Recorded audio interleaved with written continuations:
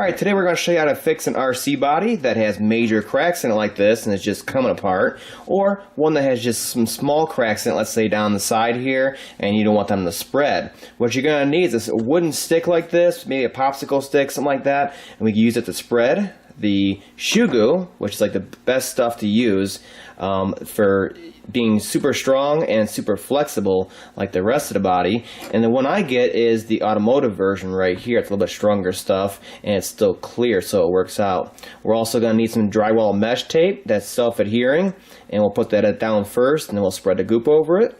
And also for something this bad, where it's just the whole body's almost split in half, we're going to tape the outside of it with masking tape on the outside and kind of hold all the pieces together so it's somewhat strong. Flip it, and then we're going to start working on the inside. Alright, so we got our body all taped back together, all the seams that are cracked lined back up, and we even have the hole, the big old hole that was punctured up here in the front. That's covered over. We kind of fill from the backside and make ourselves a new area there for the body post so we can have some kind of reinforcement and be able to mount the body back up over there. So now we're ready to flip it over and get to work. Alright, so the first thing you want to do is make sure the area where you're working and you're going to be applying the patch is clean.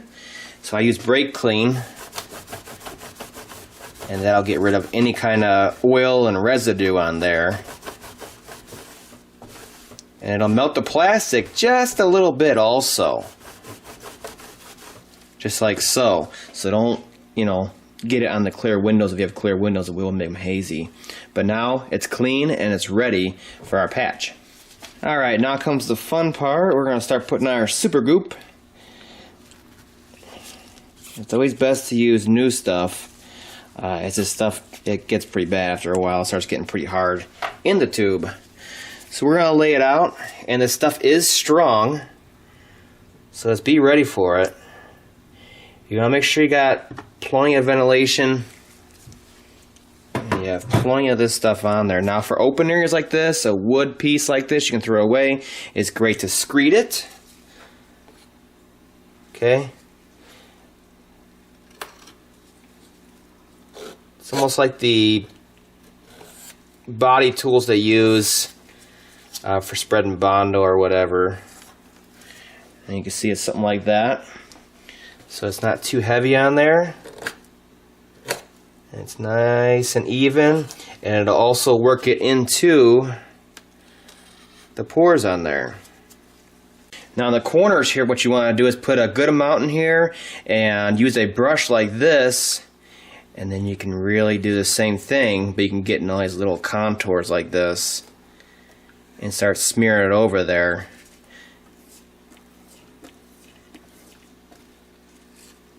And working it into the corners.